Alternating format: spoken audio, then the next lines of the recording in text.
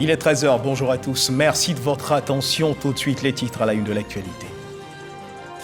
Nous sommes le 1er mai, jour de la fête du travail. La fête du travail célébrée dans le monde entier. Ici en Côte d'Ivoire, la cérémonie officielle de la célébration de la fête du travail aura lieu ce dimanche 1er mai du côté de la primature.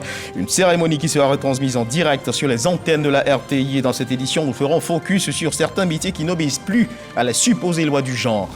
En religion, la fête de l'Aïd el-Fitr marquant la fin du Ramadan aura lieu demain lundi 2 mai 2022 selon une déclaration du COSIM et du CODIS. Le croissant lunaire n'ayant pas été aperçu sur le territoire national, à suivre dans cette édition le communiqué du CODIS et du COSIM en rapport avec cette actualité.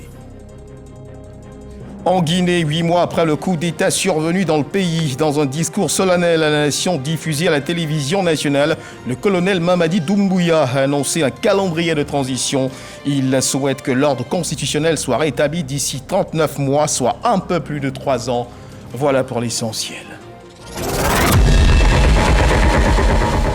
Bonjour à tous et merci de nous suivre. Nous sommes le premier jour du mois de mai de l'an 2022, jour de la fête du travail, jour férié, chômé et payé sur l'étendue du territoire national. L'évolution de cette célébration populaire qu'est la fête du travail nous apprend que cette célébration est bien le fruit d'une haute lutte menée par des ouvriers qui a fini par payer tantôt à coups de manifestations, mais aussi du sang versé par la classe ouvrière pour ce qui est de la répression qu'a connue cette lutte. Le sang justement qui sera au cœur de nos échanges ce 13h dans le cadre de votre magazine de ce dimanche. L'on fera surtout focus sur le prix homologué des poches de sang qui est de 3 000 francs CFA et la stratégie mise en œuvre pour accroître sa disponibilité, mais également l'évolution de quelques actualités liées à cette décision prise par le gouvernement. Et pour en parler, nous serons en compagnie du professeur Konaté Seydou, directeur général du CNTS, le Centre national de transfusion sanguine. Professeur, merci d'être avec nous. Merci, bonjour Monsieur Divet. Et bonne fête du travail également. Merci à vous aussi. Et justement, on vous retrouvera, professeur, dans une trentaine de minutes pour l'heure. Restons focus sur l'actualité du jour, la fête du travail. C'est donc aujourd'hui, ici en Côte d'Ivoire, nous le disions à l'instant, la cérémonie officielle de la célébration de la fête du travail aura lieu ce dimanche 1er mai du côté de la primature à partir de 15h.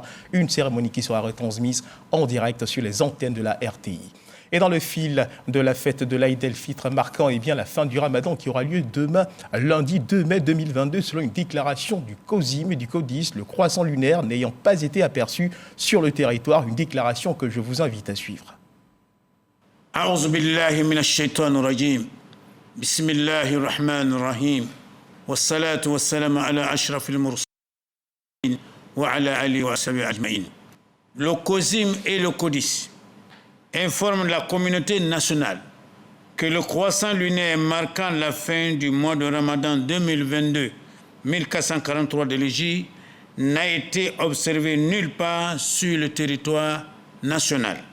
Par conséquent, la fête de Ramadan en Côte d'Ivoire sera célébrée, Inch'Allah, le lundi 2 mai 2022. Les imams souhaitent bonne fête de Ramadan à toutes et à tous. Je vous remercie.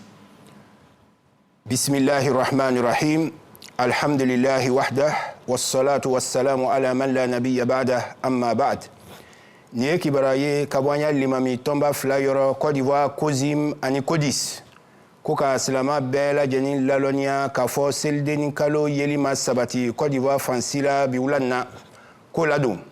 N'Allah subhanahu wa ta'ala sonama tenelo no le bena ben mekalo tele flama 2022 la o le bena ben anya sel denima limamu be Allah subhanahu wa ta'ala dalla ka selini hereshaya alamu kala kanya bato mine alamu kala asambe sambe wassalamu alaikum wa rahmatullahi wa barakatuh. À l'instant donc le communiqué du COSIM et du CODIS qui renseigne donc sur la célébration qui aura lieu demain, lundi 2 mai de l'Aïd el-Fitr. Et sachez également que le ministre de l'Emploi et de la Protection sociale porte à la connaissance des populations vivant en Côte d'Ivoire qu'en application du décret numéro 2011-371 du 4 novembre 2011, modifiant et complétant l'article 2 du décret numéro 96-205 du 7 mars 1996, déterminant la liste et le régime des jours fériés, le lundi 2 mai 2022, jour de la fête de fin de Ramadan, l'Aïd el-Fitr est déclaré jour férié et chômé sur toute l'étendue du territoire territoire national. Pour les signataires de la Convention collective interprofessionnelle du 20 juillet 1977 et conformément aux dispositions de l'article 64 de la dite Convention, le jour de la fête de fin de Ramadan est déclaré jour férié, chômé et payé. Et le ministre de l'Emploi et de la Protection sociale qui porte également à la connaissance des populations vivant en Côte d'Ivoire que les activités commémoratives de la fête du travail seront organisées le 1er mai, ce 1er mai donc 2022 sur toute l'étendue du territoire national avec la cérémonie officielle, nous le disions tantôt, qui se déroulera dans les jardins de la primature à partir de 15h. Le travail, sous toutes ses coutures, appréhensions et déclinaisons dans son évolution, connaît une levée de barrières. La question du genre ne semble plus peser dans les choix des métiers pratiqués. L'on retrouve donc aisément des hommes évoluant dans des métiers considérés comme féminins et vice-versa. Aucun secteur d'activité ne semble échapper à cette réalité qui, dans le fond, ressemble à un appel à exercer le métier de son cœur pourvu que l'on réussisse à s'insérer dans la société. Métier de femmes exercé par les hommes, métier d'hommes exercé par les femmes. Nous y reviendrons certainement peut-être au cours de cette édition ou dans nos prochaines éditions. Le reportage, mesdames et messieurs, que vous allez suivre dans un instant, nous présente le portrait d'un jeune Ivoirien. Son nom, Joël Yapo. Il est non-voyant depuis la naissance. Il réalise des meubles de qualité, la preuve qu'un handicap n'est pas un obstacle à la pratique d'un métier valorisant. Notre reporter Khalil Diomandé est allé à sa rencontre. Son sujet est commenté par Jean-Marc Djeji. C'est sous cet arbre, situé dans le quartier de la Riviera Bonoumin à Cocody, que Joël, non-voyant depuis la naissance, exerce son métier de menuisier ébéniste. Ce matin, il s'attelle à la fabrication d'un panneau battant de paillasson de cuisine. 97 cm, 5 mm. 97, 5. À ses côtés, son apprenti pour l'assister. Nonobstant son handicap visuel, Joël parvient à manipuler avec dextérité ses outils de travail. La passion pour la menuiserie, Joël l'a développée depuis l'enfance. Dans mes premiers pas, j'ai été voir un menuisier au village. Il a dit, bon, si je te refuse, tu vas dire que c'est parce que tu ne vois pas. C'est lui qui m'a appris à attraper le rabot, à raboter. Un jour, on avait fini de découper les tables et un client l'a appelé. Avant qu'il ne vienne, j'avais fini de clouer ces 3 tables. Et moi, je ne sais pas qu'il était là. Et au moment où j'ai fini tout, je dépose le rabot, il attrape ma main et dit non, vraiment, tu as un talent. Les difficultés et les préjugés dans ce métier, Joël s'y connaît. 22 ans d'expérience, c'est pas facile. Les obstacles, c'est les préjugés, le manque d'outils adaptés pour un non-voyant. Et puis les clients, quand on les approche, qu'on leur dit je connais quelqu'un qui peut vous faire ça, mais c'est un non-voyant. Tu vois, il y a un peu la réticence. Moi, je comprends.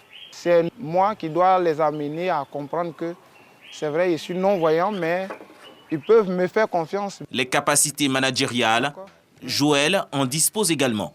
Il dirige aujourd'hui une équipe de 8 personnes. Ça se passe bien, il y a des trucs que je ne connais pas, mais moi, c'est un patron qui est bon. Dans la foulée, il nous conduit chez l'un de ses clients. Dans cette salle de classe, la bibliothèque et les bureaux des écoliers.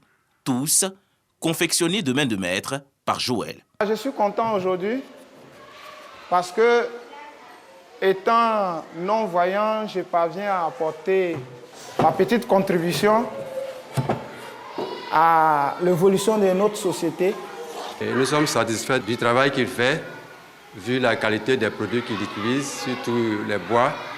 Nous avons des bureaux qui datent depuis la création de l'école qui sont encore là. C'est un don particulier qui lui a été fait.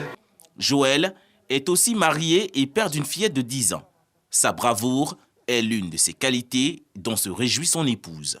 Je l'ai épousé, il était déjà menuisier, donc c'est un des critères qui m'a encouragée à l'épouser. Et quand j'ai vu son courage, j'ai su que je pouvais marcher avec lui. Je suis fière de toi. Moi également. L'handicap de Joël ne freine aucunement ses grandes ambitions. J'ambitionne créer une menuiserie inclusive, là où le non-voyant en particulier, mais en général les handicapés, pourront travailler ensemble avec les valides et former des personnes qui sont laissées pour compte. Et je voudrais aussi dire aux personnes handicapées qui pensent que, ayant perdu la vue, qu'on ne peut plus rien faire, ou qui pensent que ayant perdu un membre de son corps, ne peut plus rien faire. Je dis non, refusons que les gens nous donnent et nous-mêmes apportons aussi. Cet artisan non-voyant compte déjouer tous les pronostics qui ne lui prédisaient aucun avenir dans ce métier. En Côte d'Ivoire, ce sont plus de 1500 personnes vivant avec un handicap qui bénéficient d'un emploi stable selon le rapport 2020 du ministère de l'Emploi et de la Protection sociale. Aveugles mais travailleurs, un exemple qu'il convient d'encourager. Loin de cette ambiance fait de meubles, les travailleurs de la filière gingembre, producteurs, commerçants et transformateurs viennent de mettre sur pied une interprofession à Yamoussoukro. Ils se donnent pour objectif d'accroître leur production et de moderniser leurs activités. Lanciné Bakayoko. Absence de semences améliorées, faible maîtrise des itinéraires de production et des techniques de transformation, insuffisance d'infrastructures de conservation adaptées, mais surtout une organisation des acteurs de la filière gingembre. D'où la mise en place de cette interprofession gingembre qui regroupe producteurs, commerçants et transformateurs. Cette dynamique est l'œuvre de tout le monde, à commencer par les acteurs eux-mêmes des différentes filières et ensuite l'administration qui est inspirée par le gouvernement ivoirien qui a pris en charge de constituer des interprofessions au niveau de toutes les filières, au niveau de l'agriculture. Au regard de la demande en croissance continue, 50 tonnes par an, le gingembre peut constituer une source de richesse pour la Côte d'Ivoire, pour peu que la filière bénéficie d'un accompagnement adéquat. Je suis très heureux que cette filière soit vraiment organisée au niveau national et que ça soit aussi au niveau international. Ce que j'attends, c'est l'encadrement technique, et aussi son soutien matériel pour que cette organisation puisse vraiment aboutir. Cette structuration autour de l'interprofession devrait donc favoriser le relèvement des revenus des acteurs directs et de donner davantage de vigueur à la diversification nutritionnelle et à l'accès au financement. J'invite les uns et les autres, en particulier les bailleurs, à nous aider à pouvoir mener nos activités pour permettre à tous les acteurs de s'épanouir dans leur travail et de créer ainsi des emplois pour la jeunesse et pour les femmes. Les vertus du gingembre sont nombreuses. Outre sa réputation d'aphrodisiaque puissant, c'est une épice qui améliorerait la digestion. En Côte d'Ivoire, il est principalement cultivé dans les localités de Bongwanou, Divo, Gagnoa-Soubré, Tiasalé, Tanda et Kounfao. Et parlons à présent de cet hommage des transporteurs au chef de l'État au regard des acquis importants en termes d'infrastructures dont s'est dotée la Côte d'Ivoire en l'espace d'une décennie. Routes, autoroutes, ponts et échangeurs, les conducteurs routiers de l'Afrique de l'Ouest se sont rendus massivement à Touba afin d'exprimer leur reconnaissance au chef de l'État Alassane Ouattara. Ils ont été rassurés par les autorités de l'engagement du gouvernement à promouvoir la modernisation du secteur du transport. Lanciné Bakayoko nous en parle. De 2011 à 2021, ce sont 4500 km de routes et une trentaine de ponts qui ont été réalisés par le gouvernement pour un investissement d'environ 3500 milliards de francs CFA. Au plan régional, la Côte d'Ivoire a pris le leadership du projet de construction du corridor Abidjan-Lagos. Autant d'éléments qui motivent les conducteurs ouest-africains, premiers bénéficiaires des infrastructures routières, à magnifier le président Alassane Ouattara, maître d'ouvrage de tous ces travaux. Chaque frontière nouée pour venir, on n'avait plus les routes. Et au moins de 5 ans, nous avons eu route. Nous avons eu tout à Côte d'Ivoire. Le gouvernement entend poursuivre sa dynamique d'investissement dans les infrastructures routières afin de répondre davantage aux défis d'une économie croissante et d'assurer le transport efficace des marchandises, y compris en termes de sécurité. Je voudrais citer la construction d'une grande station de paysage pour les véhicules poids lourds afin de préserver le réseau routier national. Je voudrais citer également la mise en œuvre du projet de renouvellement du parc automobile en faveur des transporteurs. Un programme national de développement routier 2016-2025 est en exécution. Ce plan vise à construire et à remettre en état les infrastructures routières, les ponts et les échangeurs dans tout le pays. Question d'offrir un accès aux populations rurales et d'améliorer les services de transport. Autre action, un fonds doté de 100 milliards de francs CFA a été créé. Lutte contre la drogue, un autre coup de filet important réalisé cette fois par les éléments de la gendarmerie nationale dans les communes d'Adjamé et d'Atekoubé. 149 blocs de cocaïne et 457 kg de faux médicaments ont été saisis. 14 personnes ont été interpellées. Abou Sanogo.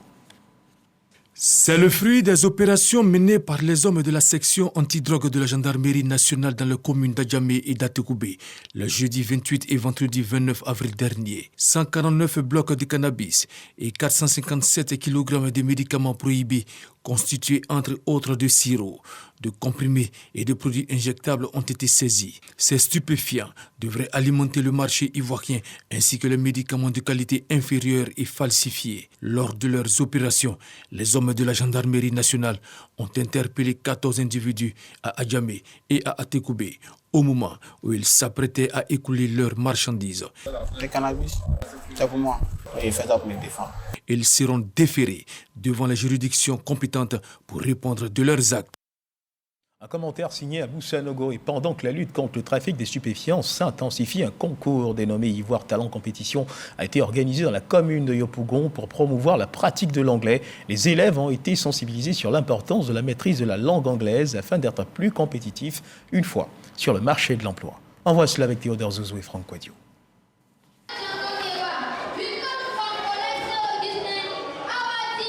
Traduction de l'anglais au français face à un public intéressé. Nous sommes à la 3e édition du concours Ivoire Talent Compétition, initié par une ONG du même nom pour la promotion des talents en milieu scolaire. L'objectif est d'amener les apprenants à être bilingues en parlant couramment l'anglais. Les études ne se limitent pas seulement aux interrogations et aux devoirs. À un moment donné, il faut permettre aux enfants qui ont des talents cachés en eux de déceler ces talents.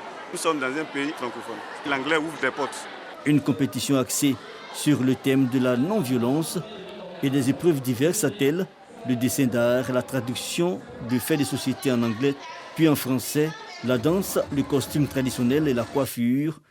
Les collègues Thiouli de Yopougon, Jérusalem et Saint-Augustin de la même commune sont les finalistes sur les 6 établissements au départ.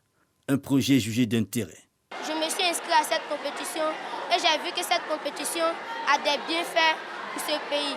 Donc je me suis inscrit et lors de la compétition l'année dernière, j'ai été le meilleur acteur. L'anglais, son importance c'est surtout le parler. C'est pour ça que je pense que c'est une très bonne chose. En passant par la culture, ça permet de faire la promotion de cette culture ivoirienne, mais en anglais, c'est une chose que nous trouvons extraordinaire. Regarder et pouvoir voir comment est-ce que nous pourrons implémenter cette compétition au niveau de l'enseignement technique de la formation professionnelle. À partir de ce concours, nous allons intéresser les enfants avec des cours de renforcement. Nous allons prendre des enseignants d'anglais pour renforcer cet apprentissage-là. Quant à la marraine, conférencière sur l'importance du bilinguisme dans le développement, elle exhorte les élèves à s'adonner à l'apprentissage de la langue de Shakespeare.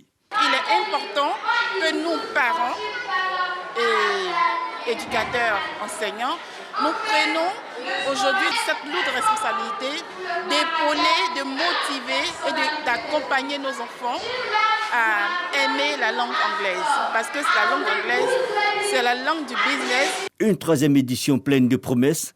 Les jeunes candidats en compétition disent avoir beaucoup appris. La Covid-19 est encore présente en Côte d'Ivoire. À suivre à l'instant l'évolution de cette maladie dans notre pays.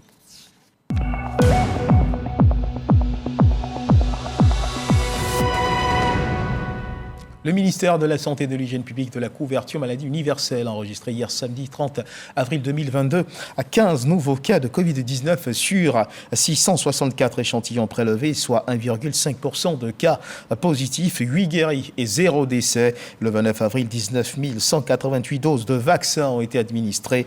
Le ministre de la Santé et de l'Hygiène publique de la couverture maladie universelle invite toutes les personnes de plus de 12 ans à se faire vacciner dans les centres de vaccination. La vaccination contre la Covid-19, rappelons-le, qui est gratuite et volontaire. Parlons à présent développement. Les cadres des 15 villages de la sous-préfecture de Lolobo situés dans le département de Béoumi, après réflexion et analyse formulée au cours d'états généraux du développement qui les a réunis du 15 au 16 avril dans la localité, proposent un schéma directeur pour son développement. Objectif, favoriser le retour des populations sur leur terre d'origine et la mise en valeur des potentialités de cette localité. Léon Brou. Jour de marché à Lolobo, sous-préfecture du même nom, département de Béoumi. La localité grouille de monde, mais de sources locales, le trop-plein procède du retour des migrants à la faveur de Pâques. En clair, Lolobo est frappé par l'exode rural autant que les 14 autres localités de sa circonscription. Conséquence, seulement 9 500 âmes pour toute la sous-préfecture contre 20 000 habitants annoncés par le recensement de 1998. Potentialité économique peu exploitée, vétusté des infrastructures de base déjà insuffisantes. Voilà qui motive les états généraux du développement. Avec l'appui des mutuelles de développement et des populations de la sous-préfecture de Bobi en 2014, nous avons réussi à élaborer un plan de développement local. Nous avons obtenu plus de 3 milliards de francs CFA auprès des partenaires au développement.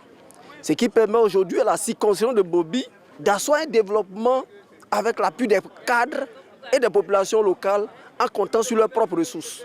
De l'agriculture au commerce en passant par l'école, la santé, les routes, l'eau, l'électricité, tous les domaines au scanner des fils et filles, appuyés par des acteurs et partenaires au développement de Lolobo. Il y a de très grandes chances que des Canadiens viennent à Lolobo l'été prochain pour une mission ici, dans le cadre d'un programme avec les femmes et un programme d'alphabétisation aussi. Quand on s'assoit pour réfléchir, pour penser et programmer dans le cadre d'un plan stratégique et opérationnel le développement d'une localité, il y a un balayage qu'il faut faire et l'orpaillage dit clandestin, parce que non autorisé, est une des situations qu'il faut élucider. Sanctionne donc les états généraux de Lolobo un plan de développement local. Il incite au maintien et au retour des bras valides par l'exploration de nouvelles cultures et technologies agricoles, la création de coopératives et autres richesses, aussi prévues, partenariat avec le public et le privé. Objectif, renforcement des infrastructures, amélioration du cadre de vie, épanouissement des populations. Les conflits fonciers font rage dans les villages du canton d'Oum, dont Pitié-Ici, un village de ce canton. Il faut donc travailler à les éteindre et pour stopper la vente illicite des terres patrimoine de famille. La mutuelle de développement du dit village a initié une causerie débat. Le président de l'Ordre des experts géomètres de Côte d'Ivoire a échangé avec la population de ce village sur les démarches à suivre afin d'éviter ces conflits. Charles Tatou. La traversée de l'autoroute du Nord dans la commune de Bouaké va contribuer à l'extension de certains quartiers de la ville. Kelekro, agglomération constituant une des portes de sortie en allant à Sakassou. Pitié-Sou fait partie des villages riverains de la future voie bitumée de l'autoroute du Nord. Des villages qui suivent après ce quartier. Dans cette zone, une partie également du canton d'Oum, composée de 18 villages. Les conflits fonciers font déjà rage. Nos parents ne savent pas l'utilité de la terre. Chacun se lève, il brade la terre. Ce n'est pas normal. Il faut que nous puissions sensibiliser la population. C'est pour ça que nous avons choisi ce thème. La mutuelle de développement de Pitié-Sou multiplie donc des actions pour stopper les conflits et sauvegarder les terres, patrimoine des familles. Le président de l'Ordre des experts géomètres de Côte d'Ivoire sollicité à l'occasion de la célébration des Pakinou. Objectif, communiquer sur le foncier rural en vue des conseils pour la prévention des conflits. Nous savons très bien que la dégradation abusive, sinon la gestion irrationnelle même de nos forêts, est telle que ça peut avoir des conséquences fâcheuses sur le développement durable en termes d'environnement, en termes social et en termes économiques sur les générations futures. La causerie débat sur le foncier rural, un moyen donc à la mutuelle de développement de Pitié-Sou pour la réconciliation des populations rurales du dit village. Les danses du terroir ont traduit le retour de la cohésion sociale.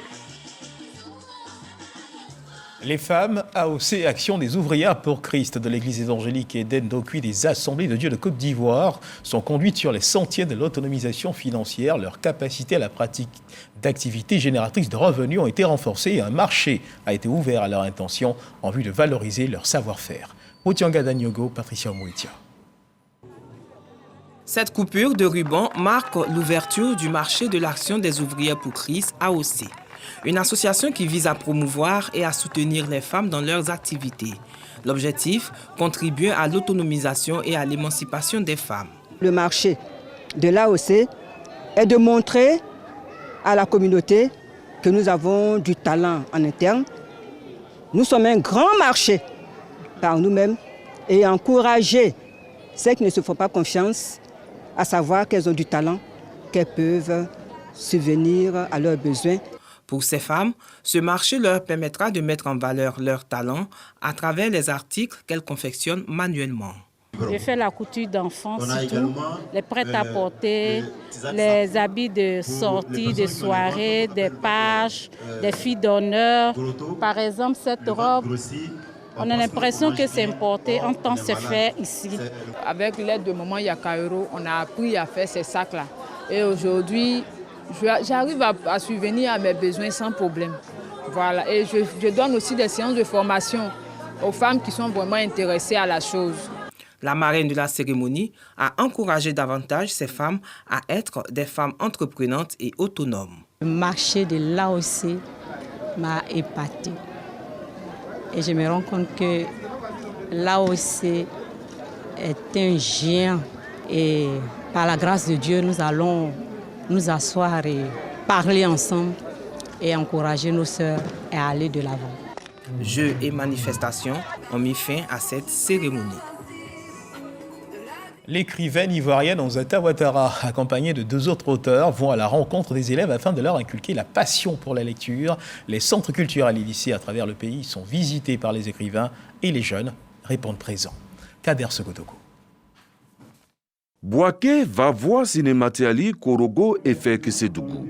Les coups de la vie tout est à la rencontre du grand public de l'intérieur du pays. Pour cette édition, l'écrivaine et romancière Onzata Ouattara est accompagnée par d'autres auteurs. Aminata Kone Sissé, écrivaine avec à son actif Tranche de vie d'Agamé à New York et Les petites histoires de Mélina, Mon métier de rêve. Adaye et Aotano, avec un souvenir pointueux. L'objectif de la tournée est clair, faire la promotion de la lecture. Nous avons initié la caravane Les coups de la vie tour pour être proche de nos lecteurs. Nous organisons chaque année des activités à Abidjan où nous résidons, mais nous nous sommes rendus compte que nos lecteurs de l'intérieur du pays n'ont pas la possibilité de nous voir, de nous toucher, d'échanger avec nous. Et l'idée, c'était de donner ou encore de redonner goût à ces lecteurs qui sont à l'intérieur du pays, de sorte à les familiariser avec nos œuvres. Les différentes étapes ont connu une forte mobilisation. Élèves, enseignants, parents d'élèves et autorités locales ont vécu pleinement l'instant. La lecture représente l'ouverture d'esprit et l'état d'âme. Maintenant, je suis très heureux aujourd'hui de voir tous ces romanciers-là à la dédicace. Grâce à eux, certains de mes camarades connaîtront l'amour de la lecture. Moi aussi, je veux être une écrivaine.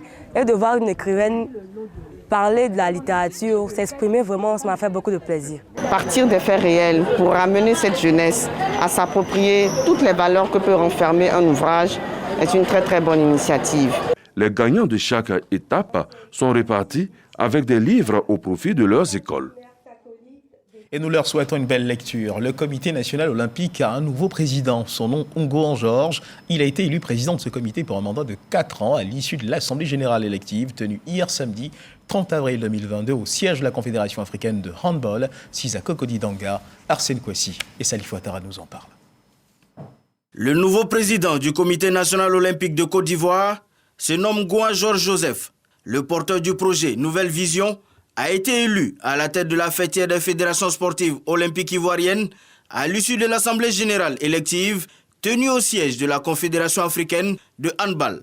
Maître Ongoan Georges succède ainsi au général Lansana Palanfo pour un mandat de 4 ans. Maître Ongoan Georges Joseph a été porté à la tête de l'institution après un scrutin démocratique plein de suspense. Je voulais remercier ou féliciter mes frères Bamba Chek et Kwaku Lucien pour l'esprit qui a animé donc cette campagne électorale, esprit de fair play, esprit de respect, esprit de courtoisie, qui fait que notre campagne s'est déroulée dans des conditions tout à fait normales. Je remercie également tous ceux qui n'ont pas voté pour moi, parce que de toute façon, c'est la famille. Nous sommes dans un milieu sportif. C'est l'Olympisme qui est vainqueur, qui sort vainqueur de cela. Il a fallu attendre le second tour de ces élections pour connaître le nouveau patron du CNO Côte d'Ivoire. Au premier tour, Maître Ngouan Georges a récolté 11 voix contre 10 pour Kwaku Lucien. Le troisième candidat, Bamba Chek Daniel, lui n'a obtenu que 7 voix à l'issue du premier tour. Maître Ngouan Georges, président de la Fédération ivoirienne de tennis, devient ainsi le 4e président de l'histoire du Comité national olympique de Côte d'Ivoire. Et dans l'actualité internationale, en Guinée, 8 mois après le coup d'État survenu dans le pays hier samedi soir, dans un discours solennel à la nation diffusé à la télévision nationale, le colonel Mamadi Doumbouya a annoncé un calendrier de transition. Le colonel Mamadi Doumbouya souhaite que l'ordre constitutionnel soit rétabli d'ici 39 mois, soit un peu plus de 3 ans. La CEDEAO avait, rappelons-le, baissé la pression sur les autorités militaires de Guinée en leur accordant un délai supplémentaire pour présenter leur calendrier de transition, dont la date butoir avait été initialement fixée en mars au 25 avril sous peine de l'extension des sanctions économiques décidées contre le pays après le putsch de septembre. Place à présent à l'entretien de ce dimanche magazine. Nous recevons, comme nous l'annoncions à l'entame de cette édition, le docteur Konaté Seydou, directeur du Centre national de transfusion sanguine, le CNTS. Bonjour docteur et merci de nous avoir rejoints à nouveau sur ce plateau. Alors docteur, nous avons bien envie d'entamer notre entretien par cet adage bien connu de vos services et je cite « Le sang ne s'achète pas ». On parle d'ailleurs de coup de scission. Expliquez-nous rapidement cet adage avant d'entrer dans le vif du sujet. Merci M. Guivet. Effectivement, le sang ne se vend pas parce que le sang n'a pas de prix. Le sang, c'est la vie. Alors, est-ce qu'on peut évaluer le coût, le prix de la vie de quelqu'un? Non. C'est pour cela que nous disons le sang se cède. Le sang se cède à un coût, mais le sang ne peut pas se vendre. Alors avec vous, nous allons parler de la stratégie pour la production du sang, mais bien avant du prix homologué du sang qui a été fixé à 3 000 par le gouvernement. Alors, docteur Konaté, merci donc d'être avec nous. Alors, quel est le circuit de production du sang, dites-nous? Alors, avant de répondre à votre question, je voudrais d'abord vous dire merci au nom du ministre de la Santé et de l'Hygiène publique pour nous avoir permis d'utiliser ce plateau et expliquer à la population la situation du sang en Côte d'Ivoire. Le prix de cession, comme vous le demandiez, est de 3 000 francs CFA. Ceci a été décidé par le gouvernement. Et donc, le ministre de la Santé a pris un arrêté dans ce sens-là. Depuis le 8 mars, l'arrêté est sorti. Donc, à partir d'aujourd'hui, le coût de cession d'une poche de sang, quel que soit l'endroit où vous situez dans la pyramide sanitaire, est de 3 000 francs, que vous soyez au privé ou au public. Quiconque fait un prix supérieur à 3 000 francs doit être dénoncé. Voilà. Et justement, il y a une actualité qui est justement en rapport avec ces faits de dénonciation, mais nous allons en parler au cours de cet entretien. Mais juste avant, que révèlent les courbes évolutives en matière de dons de sang ces derniers mois? Sont-elles en hausse ou en baisse?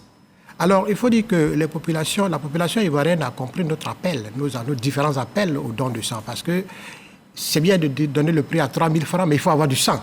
Et ce sang-là se trouve dans la population. C'est ainsi que depuis janvier, nous étions à 14 000 prélèvements par mois. À la fin mars, nous nous sommes retrouvés à peu près à 19 000 prélèvements, un peu moins de 20 000 prélèvements. Donc la courbe est ascendante, mais elle ne suffit pas encore. Il faut que nous atteignions au moins 21 000 prélèvements par mois pour dire que nous sommes proche de l'autosuffisance en produits sanguins. Alors docteur, la crise Covid qu'a connue notre pays, à l'instar des pays du monde entier, a-t-elle eu un impact important sur ce circuit de production du sang? La Covid a eu un impact négatif sur la production du sang. Je me rappelle encore, c'était en 2020. En mars 2020, nous sommes descendus de 400 prélèvements par jour, nous sommes descendus à près de 200 prélèvements. Donc, pratiquement la moitié, parce qu'il n'y avait plus de regroupement de personnes, on ne pouvait pas se regrouper à 50 personnes, on ne pouvait pas faire de collecte mobile, les populations avaient peur de fréquenter les structures de santé parce que croyant qu'elles peuvent contracter la maladie dans les structures de santé. Et là, nous avons eu beaucoup de problèmes, nous avons eu beaucoup de soucis. Heureusement qu'aujourd'hui, ceci est derrière nous. Aujourd'hui, pour nous rassurer, tout est en train de rentrer dans l'ordre, n'est-ce pas? Effectivement, aujourd'hui, nous sommes autour de 600 prélèvements par jour, donc les choses ont beaucoup évolué. Alors, l'on assiste souvent à des campagnes de dons de sang organisées par des particuliers ou par des associations de particuliers, mais pourquoi du sang, il en manque toujours dans nos hôpitaux? Alors, il faut dire que... Cette question, vous la connaissez certainement. Voilà. Il faut dire que le sang est un produit périssable. C'est-à-dire que quand vous avez prélevé une poche de sang aujourd'hui, au bout de 42 jours, si vous ne l'avez pas consommé, vous êtes obligé de la jeter. Ça, c'est pour le concentré globulaire. Pour certains produits, c'est 5 jours après leur prélèvement. Donc, il faut toujours renouveler le stock de sang qu'on a. C'est pour cela qu'on demande aux patients, disons aux populations, de donner leur sang. Une fois, c'est bon, mais plusieurs fois, c'est mieux. Voilà pourquoi nous faisons 4 prélèvements de sang chez un individu dans l'année. C'est le renouvellement des stocks qui permet à un service de transfusion sanguine de disposer du stock suffisant en cas de besoin dans les hôpitaux. Alors, pouvez-vous nous décrire le processus de production du sang? C'est-à-dire de bout en bout. Qui sont les acteurs qui interviennent de bout en bout? Alors, le sang provient de l'homme. Ça se synthétise pas, on ne fabrique pas le sang. Alors, ce sont des femmes et des hommes de 18 à 60 ans qui sont sensibilisés de participer à un acte de santé qu'on appelle et qui viennent donner leur sang. Il faut être déjà en bonne santé pour donner son sang. Il ne faut pas être anémié. Il faut, pour les femmes, ne pas être en période de grossesse ou en période d'allaitement. Et vous verrez dans les centres de transfusion sanguine, à cela, le médecin va vous faire une petite consultation qu'on appelle une consultation succincte pour voir si vous remplissez les conditions du don de sang. Si vous remplissez les conditions du don de sang, il vous fait prélever une petite quantité, c'est-à-dire 450 ml au maximum. Parce qu'il y a un principe qui dit que celui qui a moins de 50 kg ne peut pas donner son sang. Quelles sont les personnes qui interviennent dans ce processus? Alors, dans ce processus, il y a le donneur de sang d'abord. D'accord. Après le donneur de sang, il y a le médecin qui décide de l'aptitude ou non de donner son sang. Et il y a l'infirmier ou la préleveuse qui va prélever du sang.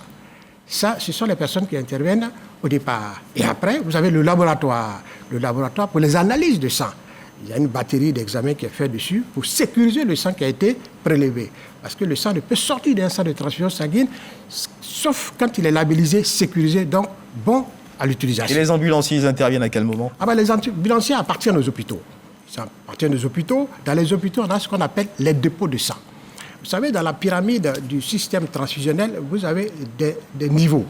Vous avez la structure transfusionnelle et ses antennes, et vous avez la structure qui utilise le sang qui est l'hôpital et son dépôt. Donc, en cas de besoin, l'hôpital émet un bon de commande qui arrive, n'est-ce pas, au centre de transfusion sanguine par l'intermédiaire de l'ambulancier. Et il est servi, et c'est le même ambulancier qui retourne avec le stock de sang. Et justement, dans l'actualité que j'annonçais à l'instant, où on faisait cas de 2 agents de santé qui avaient été donc mis à disposition de la justice, le directeur de cabinet du ministre de la Santé a animé une conférence de presse suivant ensemble cette actualité, et nous y reviendrons. Le couple mère-enfant représente 70% des transfusions sanguines en Côte d'Ivoire.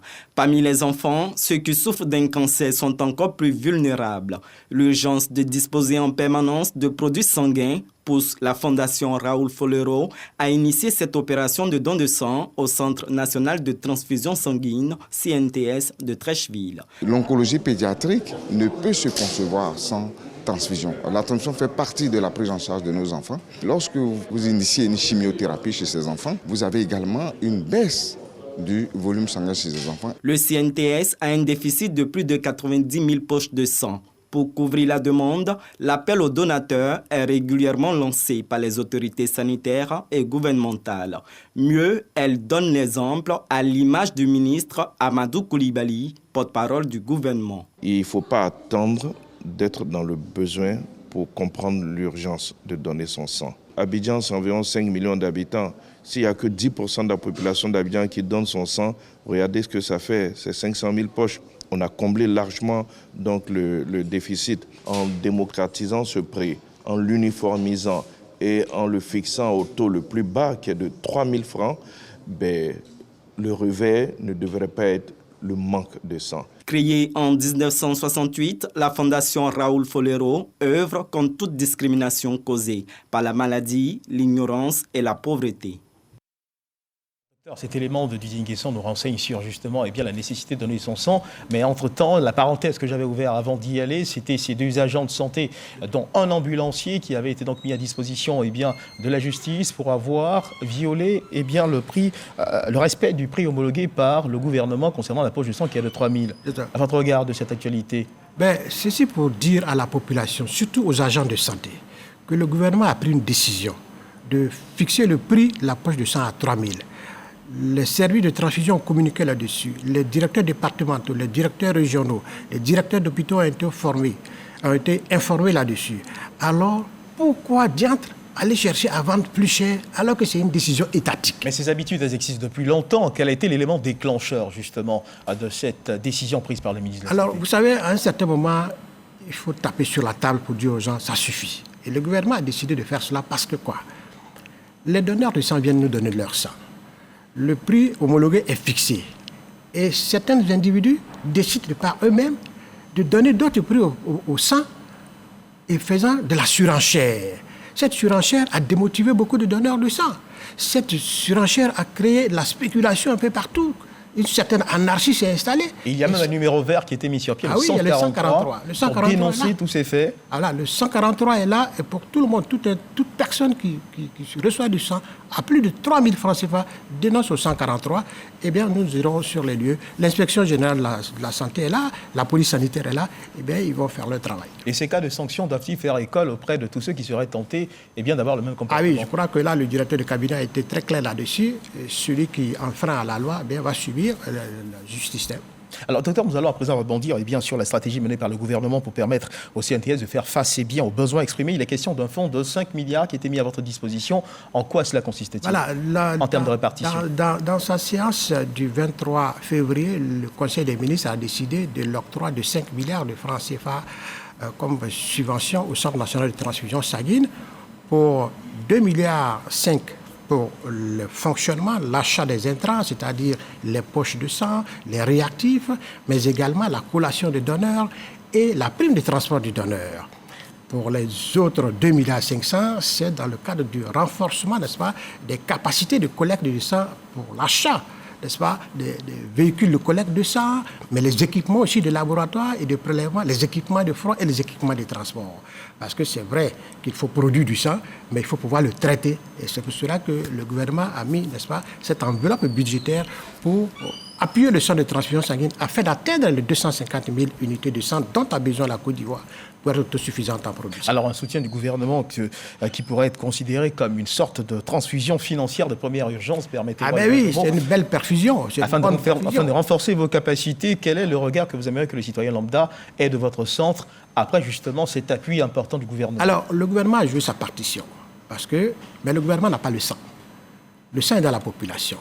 Donc, le gouvernement, en appuyant le centre de transfusion sanguine, à avoir les moyens pour collecter du sang, il nous reste, nous, population, maintenant, à prendre d'assaut nos services de transfusion sanguine pour donner ces liquides précieux. Tout à l'heure, quelqu'un disait qu'il suffit d'un pourcentage minime de la population. Si nous avons ne serait-ce que 1% de la population qui donne du sang en Côte d'Ivoire, nous atteignons l'autosuffisance en produits sanguins. Alors moi, je demande à la population de se réveiller, de suivre le pas du gouvernement pour qu'ensemble, nous allons vers l'autosuffisance en Côte d'Ivoire. Et c'est possible. Pourquoi c'est possible? Parce que si toutes les entreprises de Côte d'Ivoire faisaient au moins 2 dons par an. 2 dons par an. Voilà. Selon des calculs que vous avez déjà faits. Les grandes écoles qui font 2 dons par an. Dans le cadre de concours de la fonction publique, de concours de nos élèves, on fait une opération de don de sang. C'est sûr que nous atteignons l'autosuffisance en produits sanguins. C'est vrai, tout le sang ne sera pas utilisé. Une partie va être rejetée parce que le sang va être analysé, sécurisé avant de mettre à disposition. Mais 250 000 poches de sang, ce n'est pas de la mer à boire. C'est possible pour 25 millions d'habitants au moins. C'est réalisable. Il suffit d'une mobilisation. Ensemble, nous pouvons atteindre cet objectif-là. Merci docteur. Voilà qui marque donc la fin de cet entretien. Mesdames et messieurs, les grands points à retenir, les voici désormais. Impunité zéro pour toute personne qui sera reconnue de vendre des poches de sang à un prix autre que celui homologué par le gouvernement qui est de 3 000 francs. Des moyens mis à disposition du CNTS pour améliorer son offre mieux, son service aux usagers. Nous recevions ce 13h le docteur Konaté Seydou, directeur du Centre national de transfusion sanguine, le CNTS, avec qui nous avons parlé du prix homologué des poches de sang, de la stratégie mise en œuvre pour accroître sa disponibilité. Merci de nous avoir suivis. Dieu garde la Côte d'Ivoire.